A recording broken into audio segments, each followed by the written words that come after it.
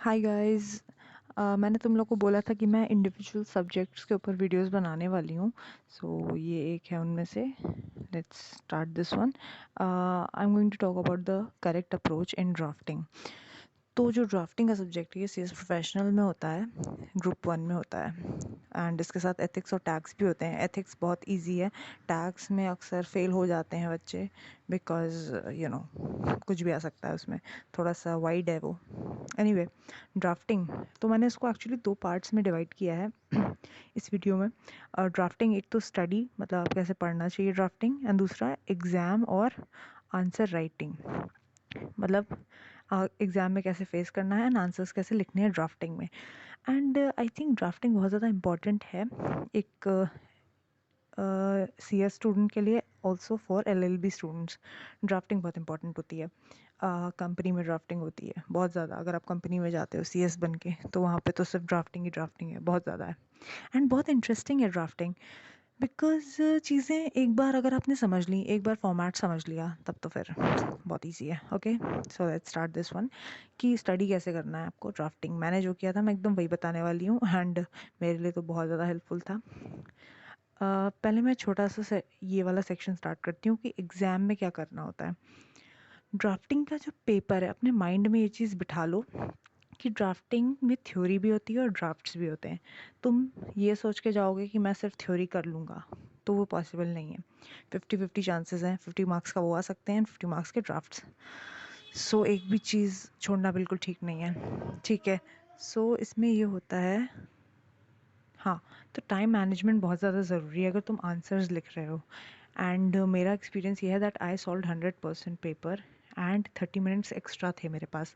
मतलब कि लोग बोलते हैं कि 3 घंटे कम पड़ जाते हैं ड्राफ्टिंग में, बहुत बड़ा पेपर आता है, बहुत लेंदी है। मुझे तो ऐसा बिल्कुल नहीं लगा।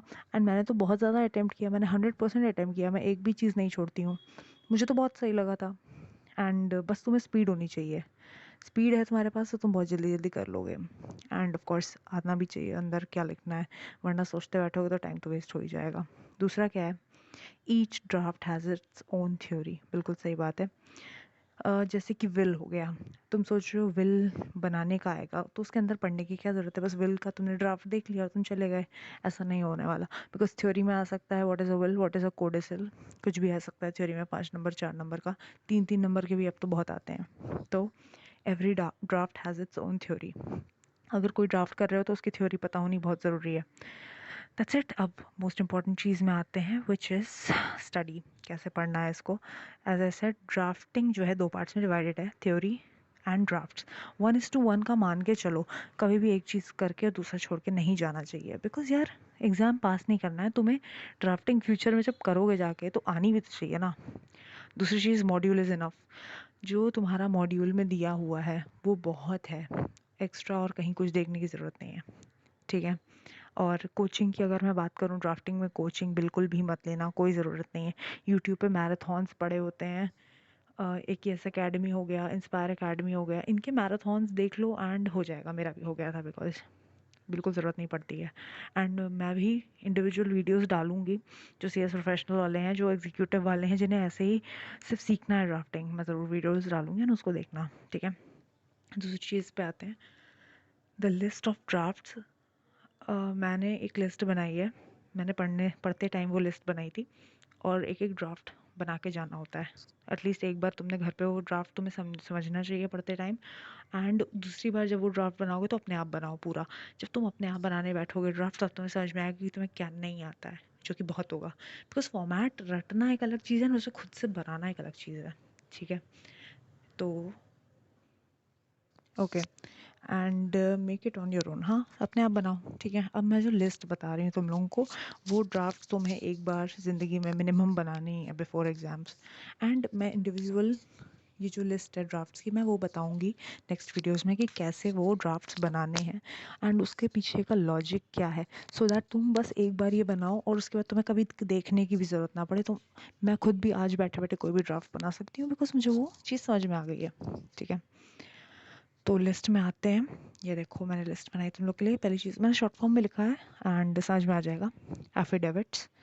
एफिडेविट्स बहुत इंपॉर्टेंट है, बिकॉज और बहुत ही ईजी है यार, एफिडेविट में कुछ भी नहीं करना होता, बस ये लिखना होता है कि I solemnly swear and I declare that blah blah blah. ये सब एकदम सही चीज़ है, एफिडेविट का ये मतलब होता है। एंड तुम्हें अपना साइन। ओके, नेक्स्ट ड्राफ्ट है अबाउट अपील। जो हम हाई कोर्ट में अपील करते हैं उसका कैसे ड्राफ्ट बनता है, and revision in high court. तो यार ये सब जो है, ये तीनों ड्राफ्ट समझ लो आपस में चिपके हुए हैं, ये सब एक जैसे बनते हैं बिल्कुल। ठीक है, अपील और रिवीजन का मतलब पहले तो इनकी थ्योरी भी बहुत आती है कि is revision possible, in what circumstances revision can be done. तो मैंने कहा था ना, every draft has its theory. तो इसको कैसे बनाना है वो मैं बताऊँगी। नेक्स्ट है application to set aside ex parte decree. Ex parte decree का मतलब है कि हो सकता है तुम्हारे अगेंस्ट सूट फाइल किया किसी ने, तुम नहीं गए, तुम्हें नहीं पता चला, एंड तुम प्रेजेंट ही नहीं थे, एक पार्टी प्रेजेंट ही नहीं थी, उसके बिना ही जजमेंट दे दिया गया कि तुम फाइन भरो। अब ये एक्स पार्टी हुआ ना, एक पार्टी नहीं था और ऑर्डर पास हो गया। तो एक एप्लीकेशन तुम फाइल करते हो, जो भी ट्रिब्यूनल जहाँ या फिर कोर्ट जिसने भी ये ऑर्डर पास किया है उससे तुम बोलते हो कि ये सेट असाइड करो, मैं प्रेजेंट नहीं था, ये अनफेयर है। तो इसका एक एप्लीकेशन होता है, बहुत ईजी सा बता दूंगी। नेक्स्ट है suit for permanent injunction. Permanent injunction, इसमें इसका थ्योरी क्वेश्चन आता है, what is injunction, types of injunctions. Suit भी वही होता है कि बेसिकली जैसे कि मेरे ग्राउंड पे या मेरे ज़मीन पे कोई मतलब फालतू में किसी ने उस पर कब्जा कर लिया है, सो उसे हटवाओ वहाँ से, इसका यहाँ पे बैन करो, ये बंदा नहीं आना चाहिए यहाँ पे दोबारा, परमानेंटली इंजंक्शन लगाओ उस पर, प्रोहिबिट करो। फिर बेल और एफआईआर, तो ये दोनों ऑलमोस्ट मतलब जुड़े हुए टाइप के हैं। एप्लीकेशन फॉर एफआईआर मतलब एफआईआर बनानी को नहीं आती है, इसको गलत मत समझना। इसमें यह होता है कि तुम चाहते हो कि पुलिस वाले तुम्हारी एफआईआर फाइल कर लें। तुम्हारी मोस्टली एक ही क्वेश्चन आता है, मेरे बारे में भी आया था, दैट तुम्हारी साइकिल चोरी हो गई है एंड तुम चाहते हो कि पुलिस तुम्हारा एफआईआर लॉन्च करे।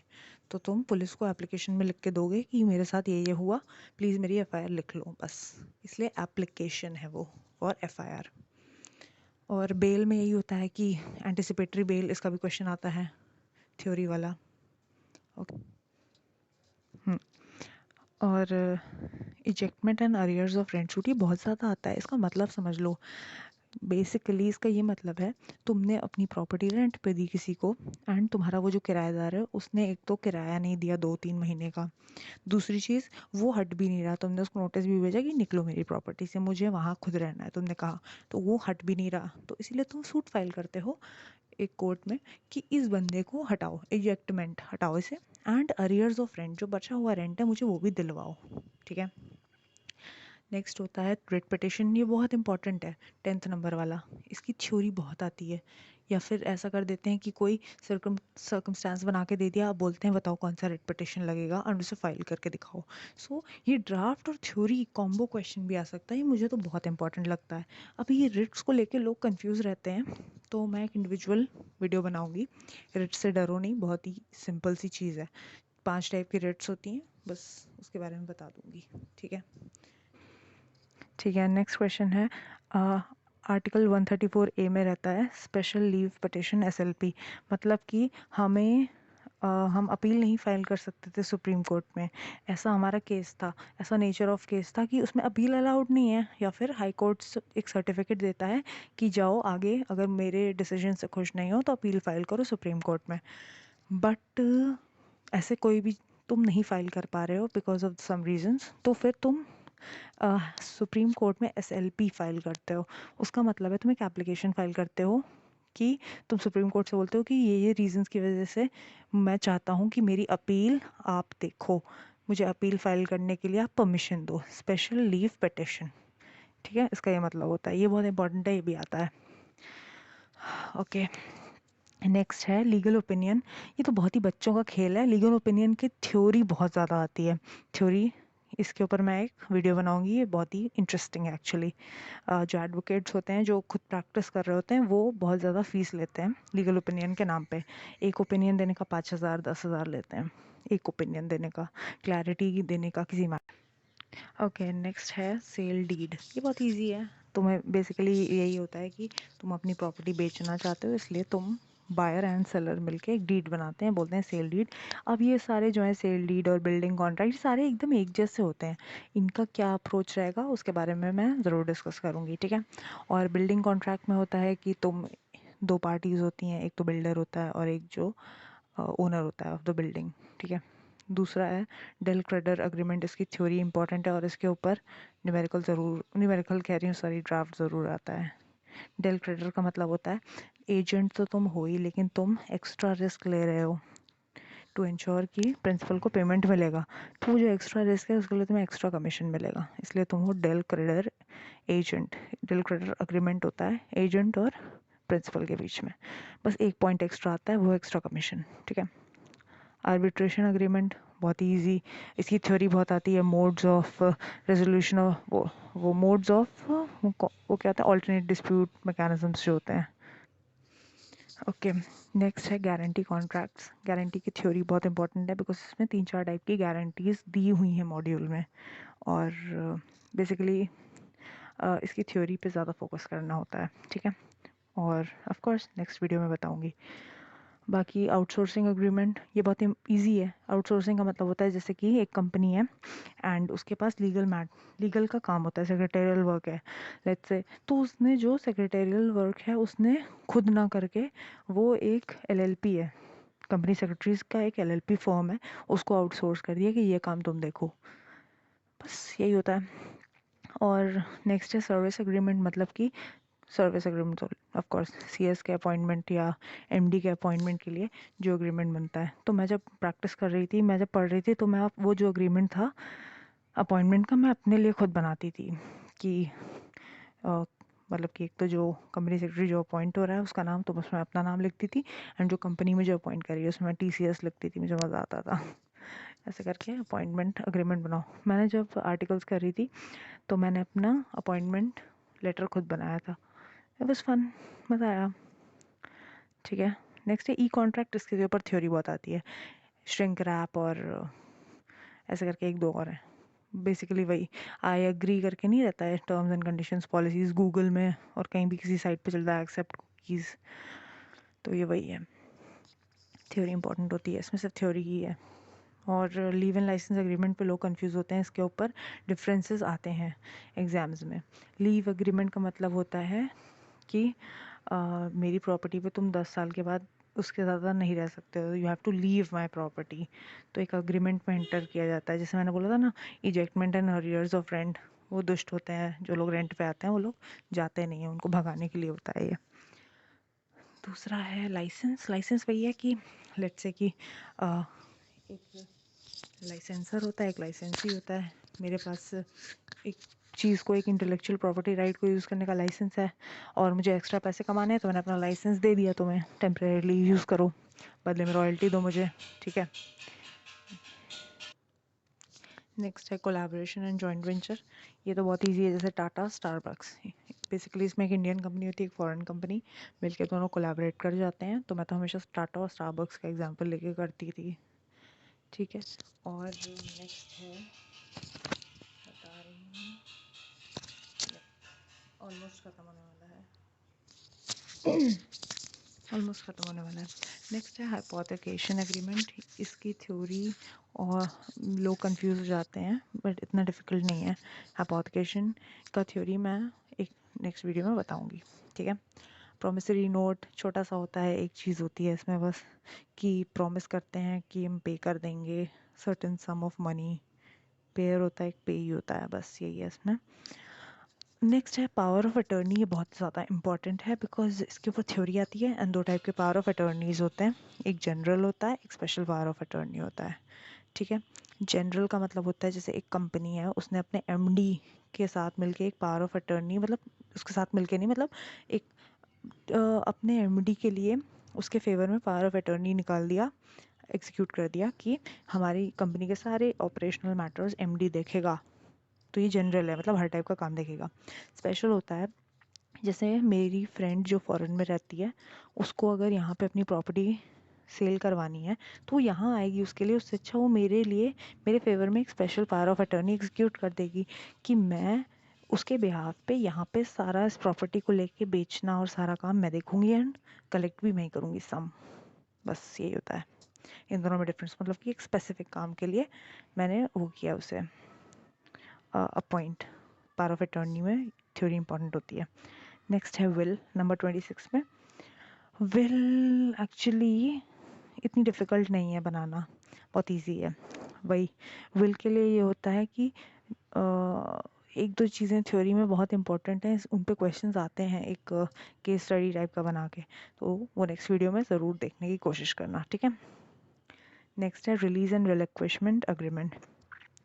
इसका यही सिंपल सा मतलब है, जैसे मान लो जो मॉड्यूल में एग्जांपल दिया है कि एक पार्टनरशिप अग्रीमेंट है, एक स्पेसिफिक पर्पस के लिए वो बनी थी, अब पर्पस ख़त्म हो गया है, इसलिए अब इन पार्टनर्स को मतलब हर लाइबिलिटी से रिलीज़ कर दो, अब इनकी कोई लाइबिलिटी नहीं बनती है। एंड रिलिक्विशमेंट का मतलब होता है कि छोड़ देना, मतलब नहीं चाहिए अब एनी मोर, ठीक है। फैमिली सेटलमेंट जो है इसके ऊपर भी क्वेश्चंस आते हैं, इसको छोड़ना नहीं है। बेसिकली थ्योरी एक्सपेक्ट कर सकते हैं इसमें। फैमिली सेटलमेंट मतलब फैमिली में आपस में लड़ाई हो गई, तो भाइयों ने डिसाइड किया कि ठीक है ये प्रॉपर्टी तुम रख लो, ये मैं, ऐसे करके हो गया सेटलमेंट, ठीक है। गिफ्ट, गिफ्ट का रजिस्ट्रेशन के ऊपर क्वेश्चन उठते हैं, तो ये तुमने एग्जीक्यूटिव में पढ़ा होगा कि गिफ्ट को हमें कब रजिस्टर कराना है, कब नहीं कराना है, ऑल, ठीक है। ओके, अब हम आ जाते हैं 30th ना पॉइंट पे आओ। अब हम आते हैं कंपनी के ऊपर। अब ये सारे ड्राफ्ट्स कंपनी से रिलेटेड होते हैं। प्री इनकॉर्पोरेशन कॉन्ट्रैक्ट, या इसका ये मतलब होता है जैसे कि 3 प्रमोटर्स थे, कंपनी अभी इनकॉर्पोरेट हुई नहीं है, अभी उसका ROC में फाइलिंग चल रही है, MCA में फाइलिंग चल रही है, अभी काम इनकॉर्पोरेशन का हो रहा है, लेकिन हमें अभी एक बहुत बढ़िया कॉन्ट्रैक्ट मिल गया है कंपनी को, तो वो कंपनी तो अभी बनी नहीं है, तो 3 जो हैं प्रमोटर्स वो मिलके अपने नाम पे वो कॉन्ट्रैक्ट ले लेते हैं, या फिर कोई बिल्डिंग खरीदनी है तो खरीद लेते हैं, और बाद में ये हो जाता है कि जब कंपनी बन जाएगी तो कंपनी हमें वो एक्सपेंसेस पे कर देगी। तो वही है adoption after pre incorporation, adoption after incorporation, मतलब प्री इनकॉर्पोरेशन कॉन्ट्रैक्ट्स अडॉप्ट हो जाते हैं इनकॉर्पोरेट होने के बाद कंपनी के, ठीक है। MOA AOA इसकी ड्राफ्टिंग कभी नहीं आती है, डरना मत, थ्योरी आ सकती है बस, कभी ड्राफ्टिंग नहीं आती है, बहुत बकवास है। नेक्स्ट अंडर राइटिंग, थ्योरी आ सकती है। एंड दूसरी चीज़ है कंसेंट एंड कॉन्ट्रैक्ट, दो डिफरेंट चीज़ें हैं। एक तो कंपनी होती है जो अंडर राइटर को, जो कंपनी और अंडर राइटर के बीच में एक अग्रीमेंट होता है कि आप इतना पोर्शन अंडर राइट करोगे, तो अंडर राइटर कॉन्ट्रैक्ट हो गया। दूसरी चीज़ है कंसेंट, जैसे कि एक अंडर राइटर है x x x and company firm under writer है, तो वो अपना कंसेंट देती है कि ठीक है हम एलिजिबल हैं and we agree to act as your underwriters at so and so commission. छोटा सा होता है इसका एकदम, दो चीज़ें होती हैं इसमें, ठीक है। मर्जर, मर्जर की थ्योरी आती है, इसमें कुछ बनाने का नहीं आता है। Last almost slump sale agreement theory only. Finally secretarial drafting जो होती है, रेजोल्यूशंस और board meeting, general meeting minutes.